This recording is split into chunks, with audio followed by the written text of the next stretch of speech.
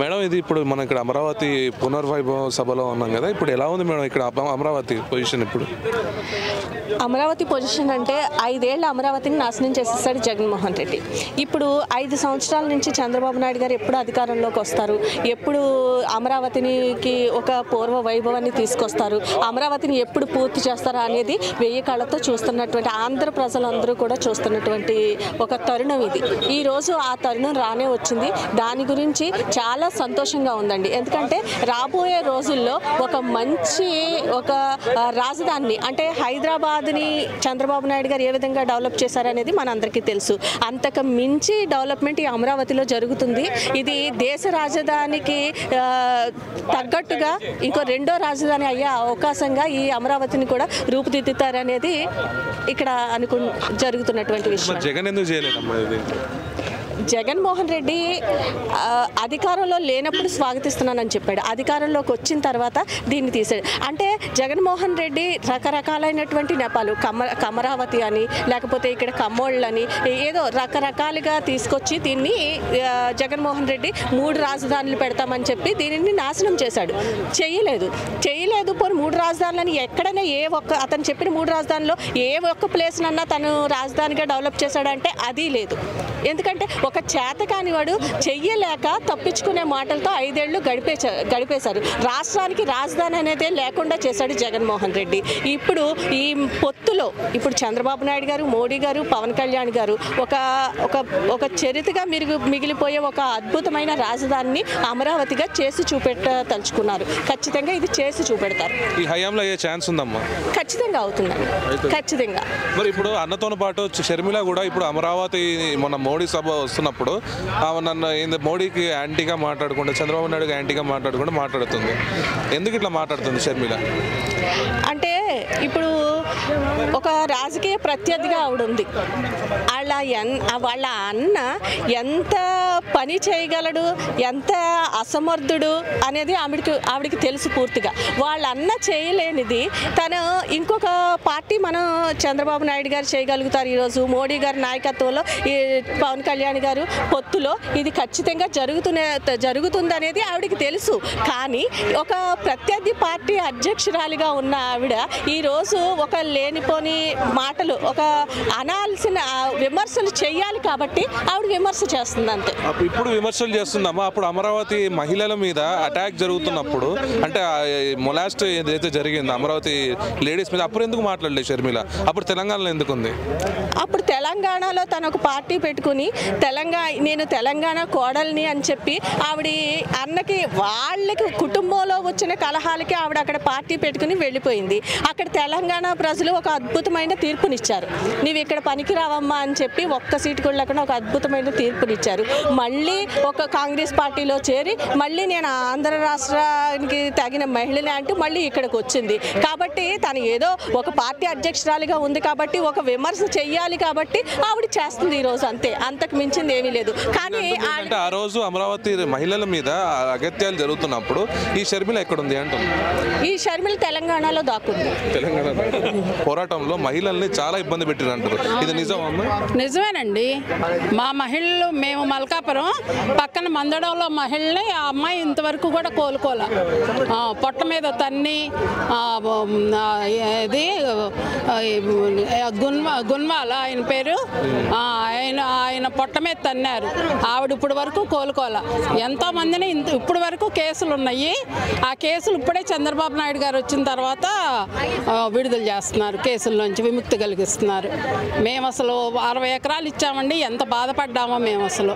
మా పిల్లల భవిష్యత్తు ఏమవుతుందా? మా పెద్దలు ఎంతో కష్టపడి సంపాదించారు. ఇవన్నీ డెవలప్ కాకపోతే మా బుడిదలో పోసిన పన్నీరేగండి. జగన్ గారు ధృతరాష్ట్ర పాలన చేశారండి. అసలు అదేమంటే ఇది కమ్మ ప్రభావతి అంటారు. ఆయనే రెడ్లకే అన్ని పోస్టులు ఇచ్చుకున్నారు. ఆయన మంత్రులు, ఎమ్మెల్యేలు అందరినీ అనౌన్స్ చేసినప్పుడు ప్రతి పేరెనమాల రెడ్డి అనే పేరు ఉంది. కానీ ఇప్పుడు మన వాళ్ళల్లో అందరికీ ఇచ్చారు చంద్రబాబు నాయుడు గారు. గారు అవకాశాలు. ఇప్పుడు మోడీ కూడా వస్తున్నారు కదమ్మా, ఎట్లుంది ఇక్కడ వాతావరణం? మోడీ గారు వస్తున్నారని మేమంతా ఎంతో ఎదురు చూస్తున్నామండి. మాకు అన్నీ మంచిగా జరగాలని. ఇప్పుడు ఇది ఓన్లీ మా అమరావతికే కాదు వృద్ధి. ఇప్పుడు అమరావతి వృద్ధి అయితే ఓన్లీ చంద్రబాబు నాయుడు గారే చేయాలి. మరి జగన్ గారు ఆంధ్రప్రదేశ్ అంతా చేసి ఇదేమన్నా వదిలేస్తే అనుకోవచ్చు. జగన్ గారి వల్ల ఆంధ్రప్రదేశ్ అంతా భ్రష్టు పట్టిపోయింది. అమరావతి మీద ఇంత పగ ఎందుకు పెట్టుకున్నాడమ్మా?